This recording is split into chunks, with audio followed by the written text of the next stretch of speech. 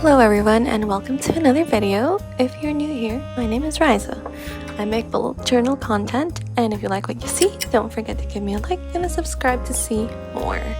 So for this video, I will be doing a first impression and a minute review of the Archer & Olive Acrylograph pens while I draw the adorable Among Us characters. If you haven't heard of Among Us, it's an app that you can download and play with your friends where you have a group of people and have to figure out who the imposter is. If it's the first time you've heard of Archer & Olive, it is a woman-owned small business that sells journals, pens, and anything you can think of that you will need when starting your own bullet journal. If you're not familiar with bullet journaling, it's a flexible system developed by writer Carol to organize your life using a notebook and pen. If you're curious, I'll leave links in the description for some helpful resources. So, Archer & Olive recently released these acrylograph pens, which are essentially paint pens that are water-based and non-toxic, which is really great. So she has different sets, and each set comes with a white and blending pen, and they come in two nib sizes, the 3.0 millimeter and 0.75 millimeter. So for this drawing, I am using the thicker 3.0 millimeter as I only have that set, and I wanted to try it out before committing to other nib sizes. I also just have the jewel collection, as I really love the muted colors that this set has. But she does have the primaries and the tropical set, which are brighter and has the primary colors. So I'll leave the links to her other pen sets in the description below if you were interested. And if you have tried them before and have a particular set that you have used and loved, do let me know in the comments as well, because I'd like to get your opinions on it. So you can see in my drawing I was using my pens, or sorry, not my pens, my paints, to actually do the background first. If you're not familiar with Among Us, this is actually like one of the maps that this is what the map looks like. So I'm just using that, or starting with the background, because I did want to figure out how the pens layer on top of watercolors as well as on each other, so or at least on regular paper as well. So that's just one of the testing points that I have. But yes, if you are new to paint pens like I am, there is one very important thing that you have to remember, which is to shake. That is the very first step. Actually, the nice thing about these pens is that in the box, as you can see on the video, it does have instructions that will help you and guide you through it. So yes, make sure to shake very well before we start. Don't also shake the pens individually, as I did in the video. So essentially these pens, so the reason you have to shake them is that these pens have a little ball inside, that when the pen shakes, it activates the pen inside and will basically help the ink flow to the nib of your pen.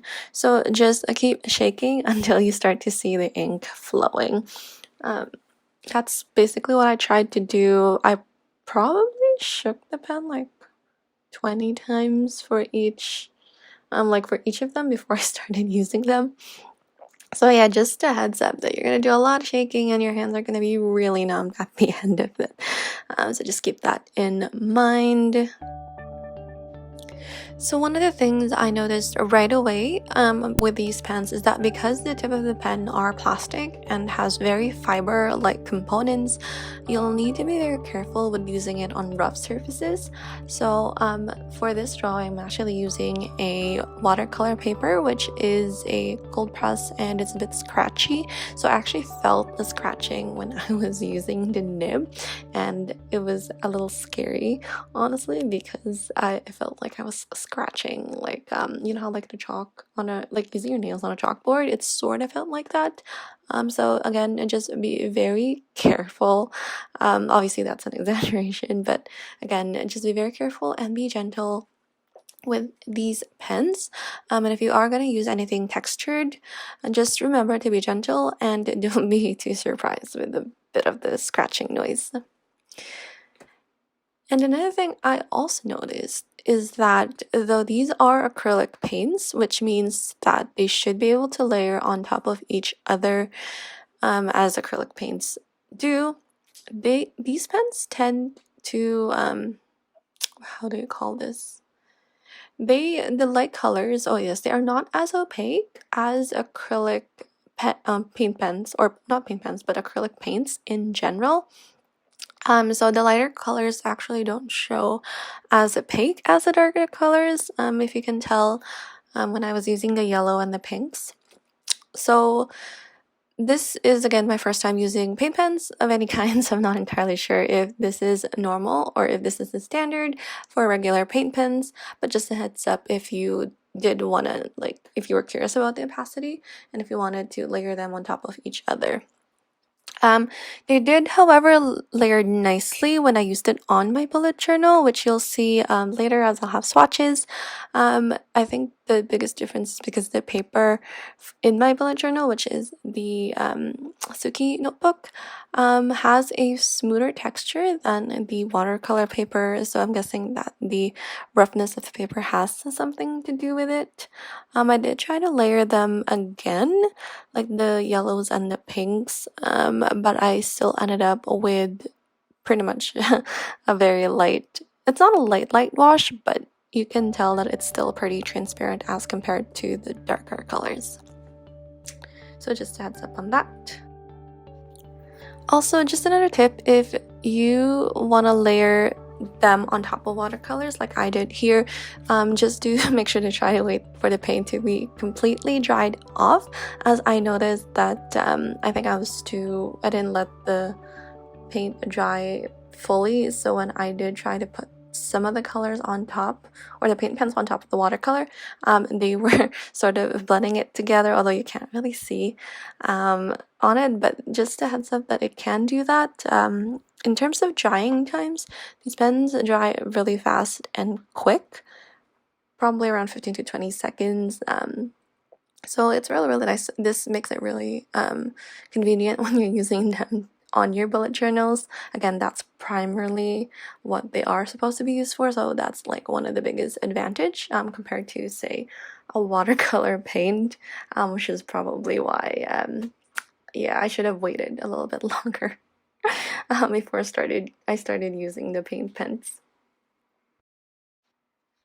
So as you can see, after I've colored in all the characters, I just use a Sakura Micron to outline the characters and their little details to give them more life. So if you have not tried Among Us, definitely go check them out, it's really fun.